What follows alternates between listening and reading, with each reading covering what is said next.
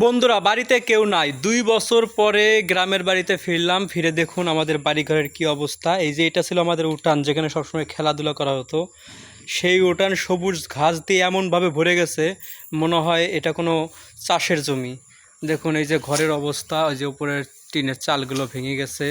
যে ঘরের ভেতরে মনে হয় চোর প্রবেশ করেছিল, সব কিছু এলোমেলো দেখা যাচ্ছে। এখনও দেখতে পারিনি কি কি চুরি হয়েছে।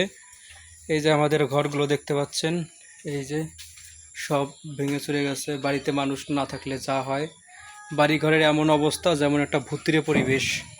এই যে আমরা দেখতে পাচ্ছি ভুতুড়ে পরিবেশ, সব কিছু এলোমেলো। জানি না সব কিছু ঠিক আছে কি না।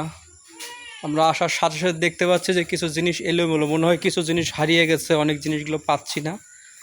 এই দেখুন ঘরের সব মালপত্র মেঝেতে ফেলা, এবং শোকেস ওয়ার্ডরোবের ড্রয়ারগুলো খোলা এবং তালা ভাঙ্গা।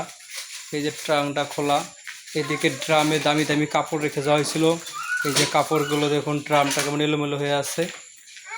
আসলে বাড়িতে না থাকলে যা হয়, দীর্ঘদিন বাড়িতে ছিলাম না, যার কারণে আজকে বাড়ি ঘরের এই অবস্থা। আপনারা যারাই বাড়িঘর ছেড়ে দূরে যাবেন, যেমন চাকরি বা যে কোনো কিছু, বাড়িতে লোকজন না থাকলে চেষ্টা করবেন নিজের বাড়িঘর গুছিয়ে থুয়ে যাওয়ার জন্য।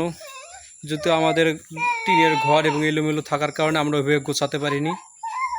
সকলে ভিডিওটা শেয়ার করবেন, কারণ ভিডিওটা হয়তো আপনার শেয়ারের মাধ্যমে অন্য কারো কাছে যাওয়ার পরে তার কাজে লাগতে পারে। হয়তো অনেকেই বাড়িঘর এলোমেলো রেখে যায়, তারা হয়তো জানে না যে বাড়িঘরের কী অবস্থা হতে পারে। তাই ভিডিওটা প্রচুর পরিমাণে শেয়ার করুন।